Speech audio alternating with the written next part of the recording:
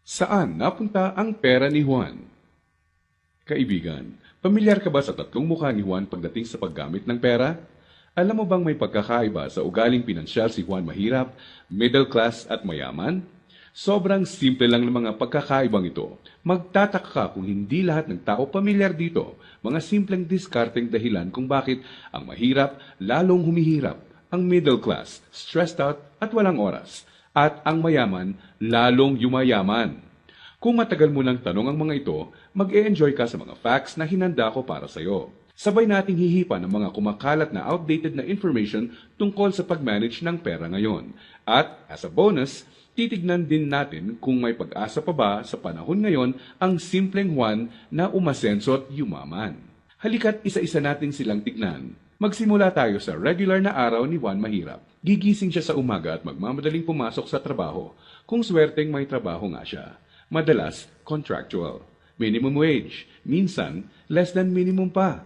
Masipag at matyaga naman siya. Pagtitiisa ng traffic at ang sumpong ng boss na masungit. At pagkatapos magbanat ng buto buong araw, uuwi ng pagod. Magpapahinga para ulitin lahat ito kinabukasan. Gagawin niya ito ng araw-araw para sa kapos-saktong sweldo. Tama ka, di na ito bagong istorya. Ano nga ba ang diskarte ni Juan Mahirap pagdating sa pera? Bago ang pag-iipon para sa pangkabuhayan, madalas nauuna ang Jollibee dito, sini doon, at ang silent killer ng bulsa. Bili ng kung ano-ano, kung saan-saan, kahit di kailangan. Mga abubot. Bakit? Kasi may sale, surplus, ukay-ukay, at tiyanggihan. Minsan lang at mura lang naman. Ang kadalasang mga dahilan, bibili kahit di naman kailangan. Ang resulta, wala pang 15 o 30, ubos na ang pera. Kaya uutang na lang. Gusto naman magbago ng buhay ng mahirap na Juan, pero magpapaulit-ulit ang kalagayan niya hanggat di niya nakikitang patong-patong na gastos ang bigay ng abubot niya, na pag naipon, pwede nang puhunan sa negosyo. Pero hindi masamang tao ang mahirap na Juan. Gaya ng sinabi ko, mukha lang ng diskarte sa pera to. Marami sa atin ang dumaan din sa mentality ng mahirap na Juan, di niya ito kasalanan. Maaaring misinformed lang. Paano nga naman bukod sa di lahat nakapagtatapos ng pag-aaral, di naman tinuturo ang pinansyal na kaalaman sa eskwelahan. Madalas, ang ugali sa paghawak ng pera ay ang ugaling namamana lang. So, saan napunta ang pera ni Juan Mahirap?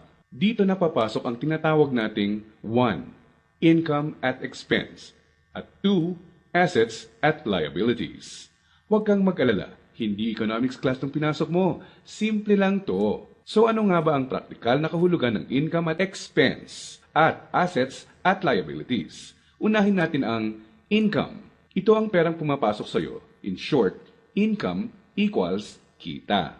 Kapag lumabas naman ang pera, tinatawag natin tong expense. Sa madaling salita, expense equals gastos. Ngayon, ano naman ang assets at liabilities? Asset ang isang bagay kung binibigyan ka nito ng income o kita. At liability naman kung expense o gastos ang binibigay nito. Balik sa tanong, saan napunta ang pera ni Juan Mahirap? Ang maikling sagot, madalas mas maraming expense o gastos kesa income o kita ang mahirap na Juan. Maaring sa sahod o maliit na extra lang siya umaasa para sa income, samantalang kaliwat kanan naman ang pinanggagalingan ng expense. Naloko na. May pag-asa pa ba ang mahirap na Juan? Malalaman natin yan mamaya.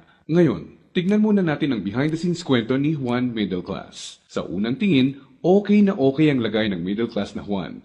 Ang totoo niyan, malaki ang tsansang mapagkamalan mo siyang mayaman. May bahay, may kotse, at nakikita mo silang nagbabakasyon minsan. At kung may bagong labas na gadget, mag-upgrade ang middle class na Juan.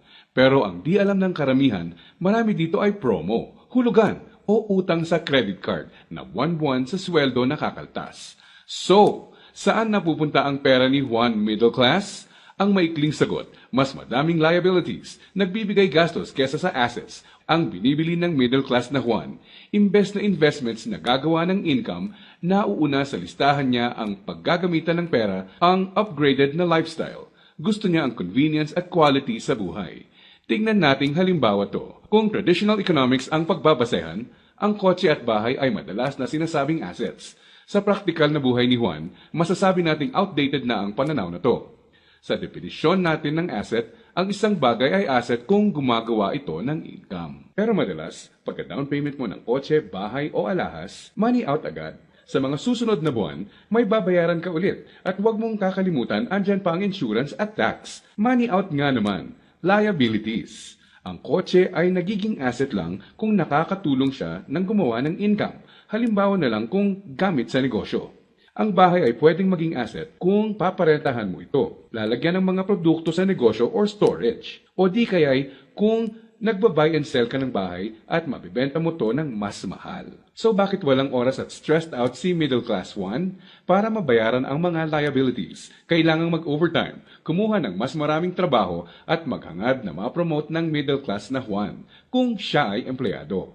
Para sa mga professionals at self-employed, kailangan nilang kumuha ng mas maraming kliyente o projects. In short, kailangan nilang ibenta ang oras at skills nila ng higit pa sa ginagawa nila dati nung wala pang liabilities para kumita ng mas malaki. Tulad ng kalagayan ng isang doktor.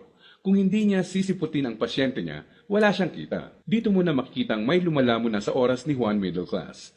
May mga celebrations sa family at friends ang di na niya ma-attendan. Kaliwat ka ng stress na ang kapalit ng upgraded lifestyle ni Middle Class Juan. Para sa kayod kalabaw na discarding to, gugustuhin niya ng reward, tama? Kaya mas madalas na siyang mag-taxi, kahit pwede namang mag-jeep. Starbucks coffee na, dati okay na ang 3-in-1. Sa restaurant na mas madalas kakain, kahit pwede namang sa bahay. Ilang halimbawa lang ito. Sa oras na maisip ni Juan Middle Class na magnegosyo, ang kita niyang pangpupuhunan sana, pambayad sa liabilities na pupunta. Kung tatanungin mo siya kung anong gusto niyang baguhin, madalas sasabihin niyang ibalik sa kanya ang oras niya. Mabait si Juan Middle Class. Gusto niya ng maganda at komportableng buhay para sa pamilya niya. Magaling din siya sa trabaho o sa propesyon niya. Sa kasamaang palad, pagdating sa pinansyal na mindset, may outdated advice at information siyang dala. Ang dating akala niyang assets ay liabilities na pala. May pag-asa pa ba si Juan Middle Class? Malalaman natin yan ilang sandali lang. Ngayon, tignan muna natin ang sikreto ni Juan Mayaman. Alam mo ba na madaming Juan Mayaman ang mga self-made? Ibig sabihin, bunga mismo ng sariling pagod, sakripisyo at tiyaga ang tinatamasa nilang tagumpay. Simple lang kung susumahin mo ang lifestyle niya, may time and financial freedom. Maluwag ang buhay kung may kailangan. Choice sila kung ano ang sasakyan nila, saan sila titira, sino ang makakasama at makakatrabaho nila, kailan at saan sila magbabakasyon, at iba pa.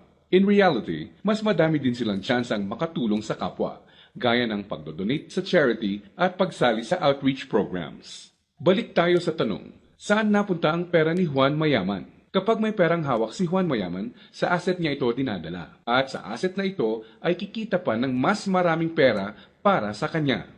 At ano naman ang gagawin niya sa bagong kitang ito? Tama ka, i-invest ulit niya sa ibang asset pa.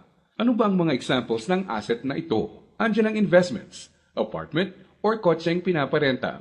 Ang edukasyon, seminar, tradings at iba pa na magtuturo sa iyo ng skills na kaya kang bigyan ng kita ay asset din. Sabi nga ng isang bumper sticker, if you think education is expensive, try ignorance. Ibig sabihin, kung tingin mong mahal ang edukasyon, subukan mo ang kamangmangan. Assets din ang mga negosyo, lalo na ang mga kumikita ng passive income. Paano ba napagtatrabahuan ni Juan Mayaman ang kanyang time and financial freedom? Ang sikreto? Passive income at leverage. Sa practical na ibig sabihin, ang passive income ay income na pumapasok kahit tapos na ang malaking parte ng trabaho mo dito. Konting oras na lang ang kailangan ni Juan Mayaman para i-maintain ang asset niya.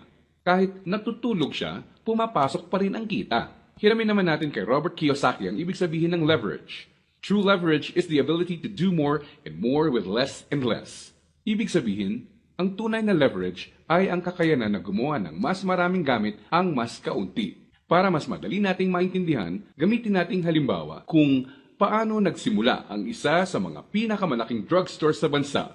Marami ang nasira noong World War II. Pagkatapos nito, kinailangang mag-rebuild ng mga tao. Dito na papasok si Mariano K. Napansin niya ang mga demand sa isang uri ng antibiotic na tinatawag na sulfa drugs. Paano niya nalaman? Ginamit niya bilang leverage ang natutunan niya bilang empleyado sa isang drugstore bago pumutok ang World War II. Nung mga panahon noon na nagsisimula ulit ang lahat at kahit naman ngayon, ang taong may enough information kesa sa iba ay nakakalamang. Gamit ang 100 piso, bumili siya ng sulfathiazole tablets at kumita sa paglalako nito. Ginamit niya mga unang kita niya para bumili ulit ng mga tableta na ilalako. Hindi niya ginastos sa liabilities at abubot ang mga sumunod na kita. Nag-ipon siya at gumawa ng kariton. Ginamit niya ito para makabenta ng mas marami pa. Naging asset at nagbigay ng leverage sa kanya ang kariton. Taong 1945, nakaipon siya ng sapat na pera para ipatayo ang una niyang drugstore. Pinangalanan niya itong Mercury Drug. Ngayon, kahit natutulog si Mariano, may humigit kumulang 900 na branches na at 11,000 na empleyado ang mga nagtatrabaho para sa kanya. Leverage. Dahil dito, pumapasok pa rin ang passive income sa kanya. Pwede mong gawin ang ginawa niya. Gamitin mo ang pera mo sa pagsisimula ng pagkakakitaan. Andyan lang sa tabi-tabi ang mga negosyong kayang magbigay ng passive income at leverage sa iyo. Gaya na lang ng experience ko. Di ko inakalang isang maliit na flyer lang na inabot sa akin sa mall ang magiging tulay para sa isang negosyong nagbibigay passive income at leverage sa akin. Naging ugali ko na i-prioritize sa mga pagkuha ng assets bago liabilities. Ano ang konklusyon natin ngayon na magpapayaman sa iyo? Intindihin mo to, hindi lang ang pagkakaroon ng pera ang nagpapayaman sa tao. Para hindi ka matulad sa 70% ng lotto winners na lalong nagiging mahirap dahil sa maling diskarte sa pera. Dapat, alam mo kung paano at saan gagamitin ang pera pag nagkaroon ka nito. Dahil sa internet, mas madali nang maghanap ng negosyong simulan sa maliit na capital at pwedeng palaguin para bigyan ka ng passive income at leverage. Ang importante, kailangan mo silang hanapin. Kailangan mong maging open para tumingin-tingin at kumuha ng idea at pag nakakita ka, pag-aralan at i-research mo to. Nandyan lang sila. Kailangan mo lang bigyan ng chance ang sarili mo na maging in the know. Ibig sabihin, kapag andyan na ang pagkakataon sa harap mo, alam mong di mo dapat palagpasin to. At sa pagkakakitaang papasukin mo, ipunin mo lang ang income mo.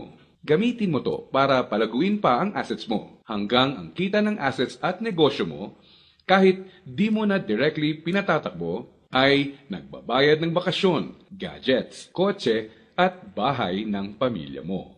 Gaya ng mga self-made na Juan Mayaman, kaya mo itong simulan.